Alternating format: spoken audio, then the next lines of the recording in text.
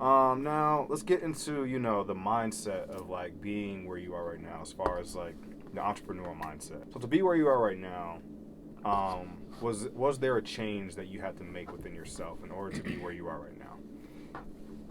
Yep, definitely. So I'm kind of introverted.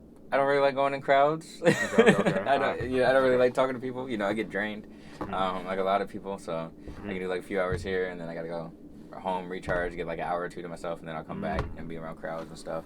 But that's something that I really had to force myself out of. Get out of my shell, reach out to people, talk to people, and kind of tell them what I'm doing, and be more outspoken. Like this, I was never this vocal or articulate. I just kind of had to grow into that person that I wanted to be to make Art Plug succeed, essentially, because I wanted it to succeed so bad. I thought it was such a great idea. I was like, man, I got to get out of my comfort zone and I got to go do this stuff.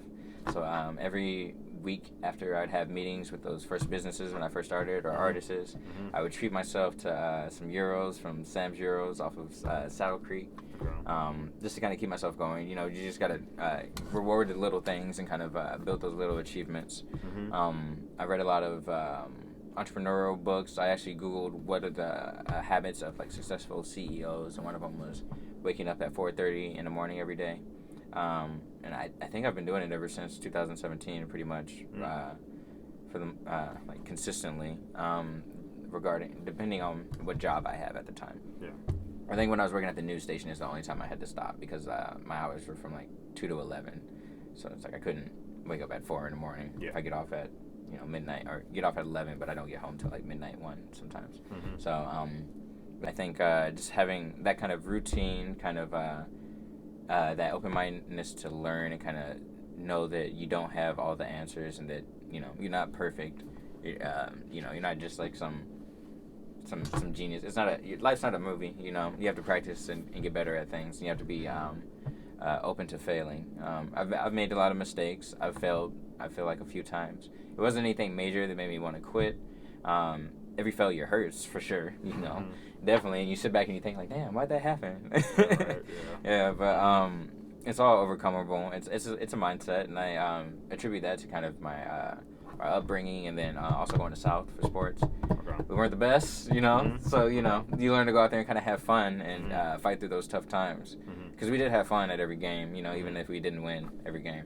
Yeah. But we still had good memories, and we still showed up. We showed up and we showed out as much as we could, for the most we could. Packers. Yeah, Packers go. I think that's just helped build resilience over life, and then like I said before, just having that willingness to just keep learning, keep growing. Because even now, I feel like there's so much I don't know, and so much I still make mistakes on, and so much that I have to do. And like my family and friends will remind me, like, no, like, dude, what are you talking about? You've done all this stuff, and sometimes you don't see it because you just like get so far down in the trenches, I guess. But it's always good to take a step back and kind of pat yourself on the back.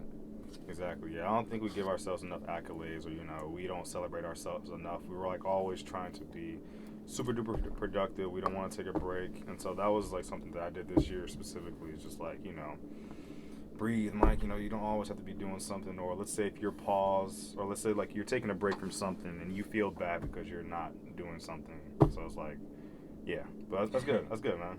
Yeah, that's good. You understand yourself enough to know like when you need to separate yourself from something that you need a break from. Definitely. Especially with like you being more or less introverted for a long time, and then you're like, I need to recharge. So you're gonna go over here. Yeah, because like I realized me growing up too, I was an introvert, but I think I learned to be extroverted because I grew up in a hair salon. My mom had a hair salon, so like I go home from school. I was the only child for the most part, and then I would go into my mom's shop, and then I had to be social with her clients and stuff like that.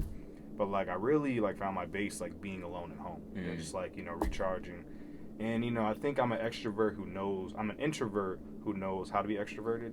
But some of my friends were like, oh, you're an ambivert. I was like, I guess, yeah, whatever. Yeah. So like I've been what's it called? Trying to kind of go back into my introvertedness and understand that like it's okay to be introverted. You don't have to be extroverted for other people. If they can't handle like the solace that you find with being yourself, it's like their problem. So exactly. Yeah. One thing I want to talk about also is the support. The supportive aspect from other people, or like from maybe that one person. So growing up, or would you say like to be where you are right now, you have to have someone, or like we'll say a space of people, or like, we'll say like a community, maybe if it's like even like 2 or 3 friends who believed in you enough in spite of like the things that didn't go where you thought it would go. So it could have been a failure, or maybe it didn't pan out the way you wanted. So is there anyone or a group of friends that were pushing you, or who always had your back as far as like your journey within the past 3-4 years? Definitely. I'd say my family's always been supportive of me, and they just want the best for you always. Mm-hmm. Sometimes they'll be like, oh, you should just, go be a teacher, or, get a desk job, or do this, Mm-hmm. something consistent. But I'm showing them, like, no, it's building, it's turning into something. Mm-hmm. I don't know what, but, like, I can feel it. Mm-hmm. So I'd say my family has been a big support, as well as my friends from high school. I think I've been talking to the same, like, 7 people in the same group chat since we graduated high school. That's great. In 2012. Yeah, it's crazy. It's went from Facebook to GroupMe to, you remember GroupMe? I never use it. Nah. You're not missing out. But Okay. Yeah. we tried every group chat app, and now we're just on Instagram, and we use that as our Okay. group chat app. Okay. Yeah, and even when Instagram went down, we just created a phone group chat. I don't know why we can't stay away from each other. Like, we don't see each other out every day, all of us. Some of us live across the country and stuff. We'll kind of keep tabs on what everyone's up to, and kind of just our progression in life, and then we'll reconnect when everybody's in town. Okay. So that's been a strong support as well. I'd say Julian Young from the Start Center and the people at the Startup Collaborative have been there as well. When I do need help, I can reach out to them. That's somebody to lean back on.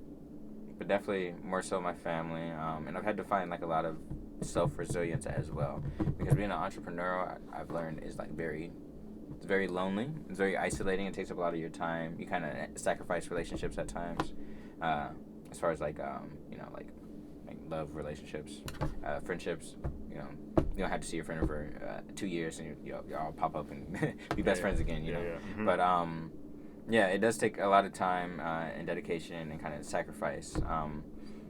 So I'd say that having that strong friend group, that strong friendship, or the strong family support is really key, as well as having good mentors. If you can find some, and not all mentors are consistent, but when they do pop up, they just shit for the moment. Yeah, they have lives too. So Yeah, exactly. They got lives, they got families, and you kind of got to understand that as well. But they are truly there for you if you did really need something at the end of the day.